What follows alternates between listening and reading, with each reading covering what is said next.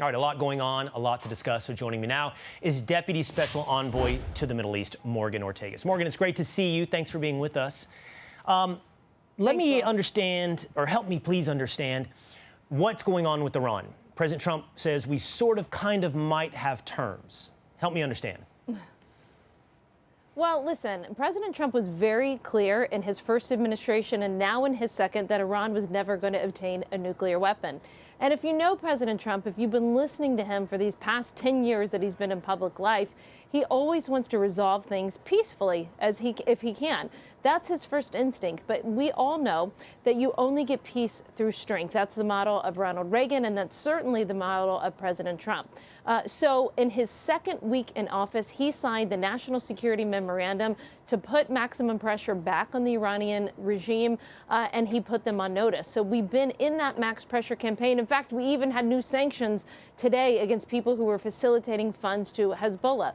Now, of course, President Trump entrusted one of his best friends and my boss, Special Envoy Steve Witkoff, to Iran. He's now had 4 rounds of negotiations, and again, working towards hopefully that peaceful deal that the president wants. But both the president and Secretary of State Marco Rubio have been very clear that means Iran is unable to obtain a nuclear weapon. So we'll see if they're serious. They're feeling enormous pressure, both from sanctions and from the military and diplomatic pressure. We certainly want a better life for the Iranian people. That's what President Trump wants. But we're also going to make sure that there is a safe and secure and prosperous Middle East, which you will never get if Iran obtains a nuclear weapon. But that deal, Morgan, that I'm presuming, and I'm hearing you as well, that deal would necessarily have to include no nuclear weapon, no uranium enrichment. Yeah, I mean, listen, I'm not going to get in front of the president or the secretary on this. I think that they've been clear that we're talking about dismantling of Iran's military facilities, of their nuclear weapons. And he certainly, I think, has been very clear with the American people what he's wanting. What he's really trying to message to the Iranian people as their leadership negotiates with Steve Witkoff and with our technical team is you can have a better life. You can have a better future. And hopefully the Iranian people put pressure on the regime. You don't have to have, I mean, the president said it so beautifully. When you look at the capitals in Riyadh, in Abu Dhabi, in Doha, where President Trump has been, they have these new buildings, all of this industry, business, AI, almost over $3 trillion in deals with the United States since President Trump has been on this trip. And if you go to Tehran, as President Trump said, you see decaying buildings, decaying architecture, you know, people who can't make ends meet, who don't have a quality of life.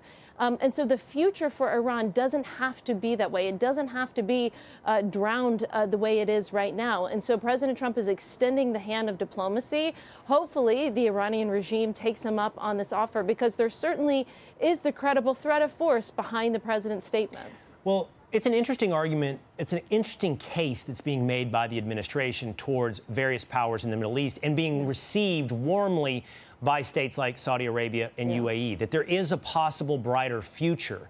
And if we work together through commerce to achieve that brighter future, it doesn't have to be adversarial. I'm interested to watch and see if that message lands in Tehran, if that is heard as well by Iranians.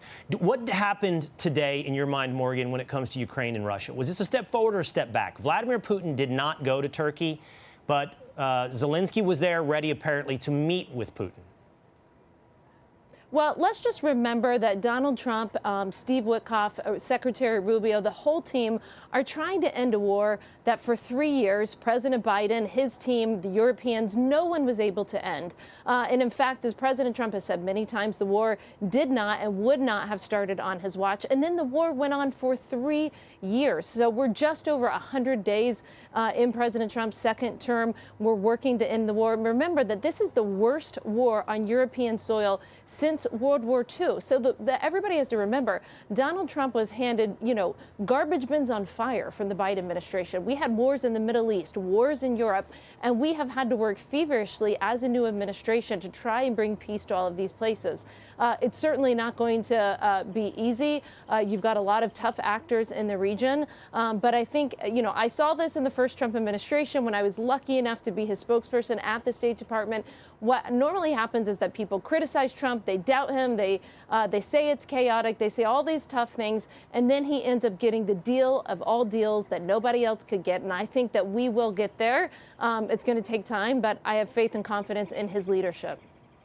Well, we talked about this at the outset of the show today, Morgan. You don't judge the ups and downs, the short-term ups and downs of a market until the long-term plan has had a chance to survive. You don't judge a meal while a chef is cooking the meal. But I don't think it's cheerleading to say if all of these plans come together in the Gulf states, in the Russia-Ukraine negotiations, you are talking about Nobel Peace Prize winning material here, and it would be extended to any other president. It should be to this one as well. We'll see if the meal comes together.